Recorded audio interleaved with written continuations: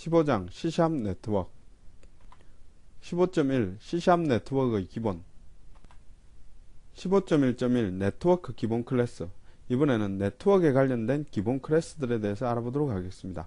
IP 주소를 나타내는 IP 어드레스라는 클래스가 있습니다. 그리고 호스트에 대한 정보를 제공해주는 IP 호스트 엔트리라는 클래스가 있습니다. 그리고 DNS를 검색하기 위한 DNS라는 클래스가 있습니다. 그리고 웹의 응답과 요청을 처리하기 위한 클래스가 있는데요. 요청에 대한 웹 리퀘스트 클래스와 응답에 대한 웹 리스판스 클래스가 있습니다. 그리고 TCP 연결을 제공하는 TCP 클라이언트, 그리고 UDP 연결을 제공하는 UDP 클라이언트란 클래스가 있습니다. 그리고 TCP의 수신을 받아주기 위한 TCP 리스너란 클래스가 있습니다. 15.1.2 서버와 클라이언트 프로그램 인터넷 응용 프로그램은 정보를 요청하는 클라이언트와 그리고 이 정보 요청에 대해서 응답을 하며 서비스를 하는 서버 프로그램으로 나눌 수가 있습니다. 그리고 네트워크 프로그램은 플러그형 프로토콜에 관련된 네트워크 프로그램과 그리고 TCP와 UDP에 관련된 소켓 수준의 네트워크 프로그램으로 나눌 수가 있습니다. 이 플러그형 프로토콜은 HTTP나 FTP 그리고 SMTP 같은 기존에 제공되는 프로토콜을 의미합니다. 이러한 플러그형 프로토콜을 프로그램할 때는 웹 리퀘스트나 리스판스를 이용하면 되겠습니다. 그리고 이 두 개를 묶어 놓은 웹 클라이언트를 이용하면 되겠습니다. 그리고 소켓 수준의 프로그램을 하기 위해서는 TCP 지원을 위한 이와 같은 TCP 클라이언트, TCP 리스너를 이용하면 되겠습니다. UDP에서는 UDP 클라이언트를 이용하면 되겠습니다. 그리고 아예 소켓을 이용해서 프로그램을 할 수도 있습니다. 15.1.3 리소스 여기에서는 간단히 URI에 대한 예를 하나 보도록 하겠습니다. 여기 HTTP라는 부분이 있습니다. 이 부분은 통신 프로토콜을 의미합니다. 그리고 자북이라는 이 부분은 호스트 이름을 의미하겠습니다. 그리고 이 80 부분은 포트를 의미합니다. 그리고 포트 뒤에 여기에 테스트 샘플 ASPX는 세부 주소에 해당합니다. 그리고 이 뒤에 name 이꼬르 자북 id 이꼬르 938745는 여기에 전달되는 데이터에 해당합니다. 15.1.4 IP 호스트 엔트리 이번에는 호스트에 대한 정보를 제공하는 IP 호스트 엔트리 객체를 만들어 보도록 하겠습니다. 이 IP 호스트 엔트리 객체를 만들기 위해서는 DNS에 get host entry라는 함수를 이용하면 되겠습니다. 이때 매개 변수로 호스트 이름을 넣어주면 되겠습니다. 또는 이와 같이 IP 주소를 넣어줘도 되겠습니다. 그리고 또는 이와 같이 IP 어드레스 객체를 넣어줘도 IP 호스트 엔트리 객체를 얻을 수가 있습니다. IP 호스트 엔트리 객체를 얻었다면 이 IP 호스트 엔트리를 이용해서 등록된 어드레스와 등록된 호스트 이름 이와 같은 정보들을 얻어낼 수가 있습니다. 기본적으로 하나의 IP 호스트 엔트리에 여러 개의 어드레스가 등록되어 있을 수 있기 때문에 이와 같이 어드레스 리스트라는 컬렉션을 이용해서 얻고 있습니다. 이때 여러 개일 수 있기 때문에 이와 같이 배열 형식으로 얻어내고 있습니다. 그리고 호스트 이름은 호스트 네임이라는 속성을 이용해서 얻어내면 되겠습니다. 15.1.5 네트워크 클래스들 C샵의 네트워크 프로그램은 웹 클라이언트 계열과 그리고 소켓 계열로 나눌 수가 있습니다. 이 웹 클라이언트 계열은 FTP, HTTP, SMTP와 같은 기존의 플러그형 프로토콜에 관련된 프로그램입니다. 이 소켓 계열은 TCP나 UDP에 관련된 소켓 프로그램을 이야기합니다. 웹 클라이언트 계열의 클래스는 기본적으로 웹 클라이언트 클래스가 있습니다. 그리고 요청에 관련된 웹 리퀘스트 그리고 응답에 관련된 웹 리스판스 클래스가 있습니다. 그리고 HTTP 전용의 HTTP 웹 리퀘스트와 리스판스가 이렇게 있습니다. 소켓 계열의 클래스들은 TCP에 관련된 TCP 클라이언트 그리고 TCP 리스너가 있습니다. UDP에 관련된 UDP 클라이언트 그리고 전통적인 소켓 프로그램에 관련된 소켓 클래스가 있습니다. 15.1.6 웹 클라이언트 이번에는 웹 클라이언트를 이용해서 스트림을 생성하고 그리고 데이터를 받아보도록 하겠습니다. 일단 웹 클라이언트 객체를 이렇게 하나 생성을 하고 있습니다. 그리고 이 웹 클라이언트에 오픈 리드라는 함수를 이용하면 이 해당 주소에 해당하는 스트림을 바로 개설을 할 수가 있습니다. 이와 같이 스트림을 개설할 수가 있습니다. 이렇게 개설된 스트림을 이용해서 문자 스트림으로 변환을 하고 있습니다. 이와 같이 이 스트림을 매개 변수로 넣어주고 스트림 리드를 이용해서 문자 스트림으로 변환을 하고 있습니다. 이 문자 스트림으로 변환을 하면은 read to end라는 함수를 사용할 수 있습니다. 즉 한꺼번에 스트림에 있는 내용을 전부 다 읽어내는 함수를 사용할 수 있습니다. 이렇게 하면은 스트림 내에 있는 데이터를 문자 형식으로 문자열 형식으로 이렇게 얻을 수가 있습니다. 그리고 스트림을 다 사용하고 나면 닫아버리면 되겠습니다. 15.1.7 웹 리퀘스트와 웹 리스판스 이번에는 웹 리퀘스트와 리스판스를 이용해서 스트림을 개설하고 그리고 그 스트림으로부터 데이터를 얻어보도록 하겠습니다. 제일 먼저 웹 리퀘스트를 생성하기 위해서는 이와 같이 URI가 하나 있어야 됩니다. 이 URI, 즉 이 URL에 해당하는 URI 객체를 이용해서 웹 리퀘스트 객체를 생성해야 됩니다. 이때는 웹 리퀘스트에 create라는 함수를 이용하면 되겠습니다. 이렇게 하면은 웹 리퀘스트 객체를 하나 생성을 하게 됩니다. 이 웹 리퀘스트를 가지고 요청을 해야 됩니다. 이 페이지를 웹서버에 요청을 해야 됩니다. 그 요청을 하는 함수가 바로 getResponse입니다. 이 getResponse 함수를 호출하게 되면은 요청이 이루어집니다. 그리고 나서 그 요청에 대한 결과로 웹리스판스 객체를 이렇게 하나 얻을 수 있습니다. 이 웹리스판스 객체를 이용해서 스트림을 바로 개설을 할 수가 있습니다. 이와 같이 getResponse stream이라는 함수를 호출하게 되면은 웹리스판스로부터 이와 같이 스트림을 하나 얻을 수가 있습니다. 이 스트림이 바이트 스트림이기 때문에 문자 스트림으로 변환하기 위해서 이와 같이 스트림 리드를 이용하고 있습니다. 이때 바이트 스트림을 넣어주면 되겠습니다. 이렇게 스트림을 개선한 이후에 이것이 문자 스트림이기 때문에 read to end라는 함수를 사용할 수가 있습니다. 이 함수를 사용하면은 스트림 내에 있는 모든 데이터를 이와 같이 문자열 데이터로 얻을 수가 있습니다. 15.1.8 HTTP 웹 리퀘스트와 HTTP 웹 리스판스. 이번에는 HTTP 전용의 웹 리퀘스트와 웹 리스판스에 대해서 알아보도록 하겠습니다. 이 프로그램은 앞에서 배운 것과 동일한 절차에 의해서 프로그램이 이루어집니다. 하지만 여기서는 HTTP 전용이란 부분이 다릅니다. 먼저 웹 리퀘스트 객체부터 얻어야 됩니다. 그래서 웹 리퀘스트에 create라는 함수를 이용해서 웹 리퀘스트 객체를 하나 생성하고 있습니다. 이때 이것을 HTTP 웹 리퀘스트로 변환해주면 되겠습니다. 이것이 HTTP 전용의 웹 리퀘스트이기 때문에 이와 같이 use agent라는 HTTP 속성을 사용을 할 수가 있습니다. 그리고 이렇게 요청 객체가 만들어졌다면은 이것을 요청을 해야 되겠죠. 그래서 이와 같이 getResponse라는 함수를 이용해서 요청을 하게 됩니다. 요청에 대한 결과로 앞에서는 웹 리스판스를 얻었는데 여기에서는 HTTP 전용의 웹 리스판스인 HTTP 웹 리스판스 이렇게 캐스팅만 해주면 되겠습니다.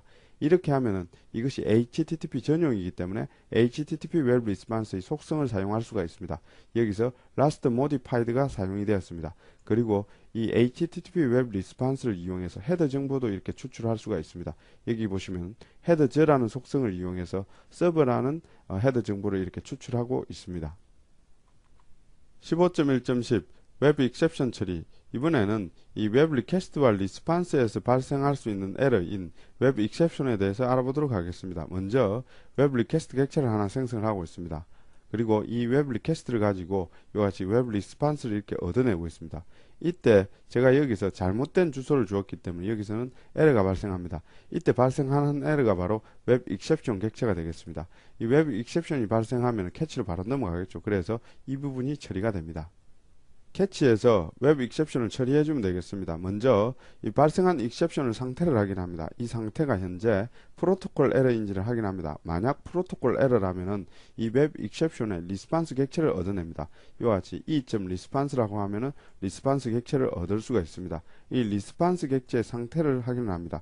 여기서는 스테이터스 코드를 이렇게 출력해 보면 되겠습니다. 이 스테이터스 코드를 인터형으로 출력하면은 404가 되겠습니다. 그리고 여기서 그냥 출력하면 not found라고 출력이 되겠습니다. 현재 이 페이지 자체가 없기 때문에 404 not found 에러가 발생한 것입니다. 15.2 소켓 통신. 15.2.1 소켓 통신의 기본. 이 소켓이라고 하면은 네트워크 통신을 할 때 두 호스트 간에 연결된 양쪽 끝을 의미합니다. 이것을 좀 쉬운 말로 하면은 이 소켓을 전화기 정도에 비유할 수가 있습니다. 우리가 통신을 하기 위해서는 이 소켓이 필요합니다. 마찬가지로 우리가 전화를 걸기 위해서는 전화기가 필요한 것과 동일한 원리입니다.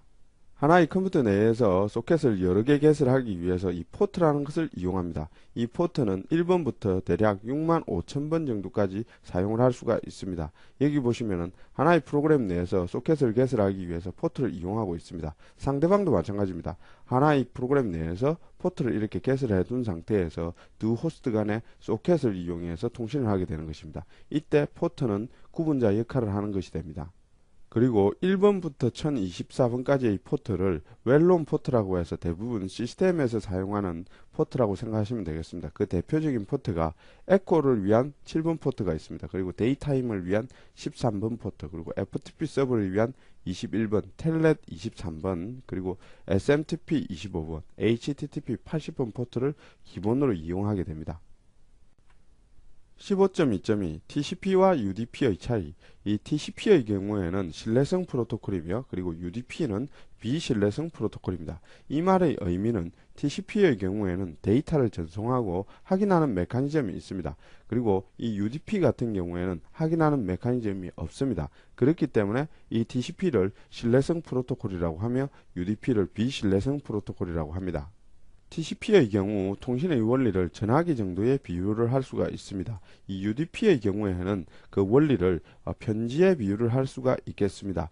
이 TCP의 경우에 우리가 전화기를 이용해서 전화를 걸게 됩니다. 전화를 걸면 상대방의 이와 같이 소켓이 하나 개설됩니다. 즉 상대방의 전화기와 연결된다고 생각하시면 되겠습니다. 이렇게 두 호스트 간에 소켓을 이용해서 TCP로 연결이 되면은 양방향 통신이 가능하며, 그리고 데이터를 전송했을 때 확인하는 메커니즘까지 있습니다.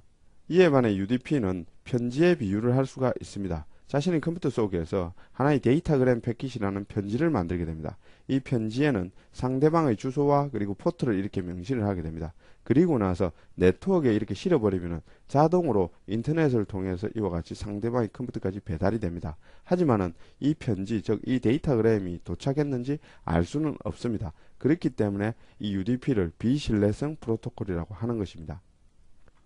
15.2.3 TCP 리스너와 TCP 클라이언트. TCP 통신을 하기 위해서는 소켓의 역할을 하는 TCP 클라이언트와 통신을 받아주기 위한 TCP 리스너가 있어야 됩니다. 서버 측에서는 통신을 받아주기 위한 교환기 역할을 하는 TCP 리스너를 개설하고 스타트를 한 상태에서 accept TCP 클라이언트를 해야 됩니다. 이렇게 해야 교환기가 통신을 받아줄 수가 있습니다. 클라이언트 쪽에서는 TCP 클라이언트를 이용해서 상대방의 IP와 포트로 접속을 하게 됩니다. 이렇게 하면 상대방 쪽에 바로 TCP 리스너가 통신을 받아서 새로운 TCP 클라이언트를 이렇게 생성하게 됩니다. 이렇게 하면은 이 두 호스트 간에 통신을 할 수가 있습니다. 즉, 이 TCP 리스너는 중간 다리 역할만 하며 이 TCP 클라이언트끼리 두 대의 TCP 클라이언트끼리 통신을 하는 것이 됩니다. 15.2.4 TCP 에코 서버 프로그램. 이번에는 TCP 에코 서버를 만들어 보도록 하겠습니다. 일단 서버가 되기 위해서는 TCP 리스너로 통신을 받아 주어야 합니다. 즉 교환기 역할을 하는 TCP 리스너를 개설해야 됩니다. 그래서 여기서 TCP 리스너를 이렇게 개설을 하고 있습니다. 이때 자신이 개설할 포트와 자신의 IP를 넣어줘야 됩니다. 그래서 여기서는 자신이 개설할 3000번 포트와 그리고 자신의 IP를 이렇게 넣어주고 있습니다. 자신의 IP는 이와 같이 DNS의 get host entry라고 해서 자신의 로컬 호스트의 IP를 뽑으면 되겠습니다. 이때 어드레스 리스트의 0번째에 위치한 자신의 IP를 IP 어드레스로 이렇게 뽑고 있습니다. 그래서 자신의 컴퓨터에 3000번 포트로 TCP 리스너를 이렇게 개설을 하고 그리고 스타트를 합니다. 그리고 나서 이와 같이 accept TCP 클라이언트라는 함수를 호출해 주게 되면은 그 다음에 TCP 클라이언트의 접속을 받아줄 수가 있습니다. accept TCP 클라이언트가 호출하게 되면은 클라이언트가 접속하기 전까지는 이 부분에서 대기 상태에 있게 됩니다. 클라이언트가 TCP 클라이언트를 이용해서 접속을 하게 되면은 이와 같이 서버 측에 TCP 클라이언트 객체가 하나 만들어집니다. 이 TCP 클라이언트 객체를 이용해서 클라이언트와 통신을 할 수 있게 됩니다. 클라이언트와 통신을 하기 위해서는 먼저 스트림부터 개설을 해야 됩니다. 그래서 TCP 클라이언트의 get 스트림을 이용해서 네트워크 스트림을 이렇게 하나 개설을 하고 있습니다. 이 네트워크 스트림 자체는 바이트 스트림이기 때문에 이와 같이 문자 스트림으로 변경을 하고 있습니다. 여기서는 읽기 전용인 스트림 리드와 쓰기 전용인 스트림 라이트로 이렇게 변경을 하고 있습니다. 이렇게 하면 이 리드를 이용해서는 데이터를 읽어드릴 수가 있습니다. 여기서 리드 라인을 이용해서 한 줄을 읽어드리고 있습니다.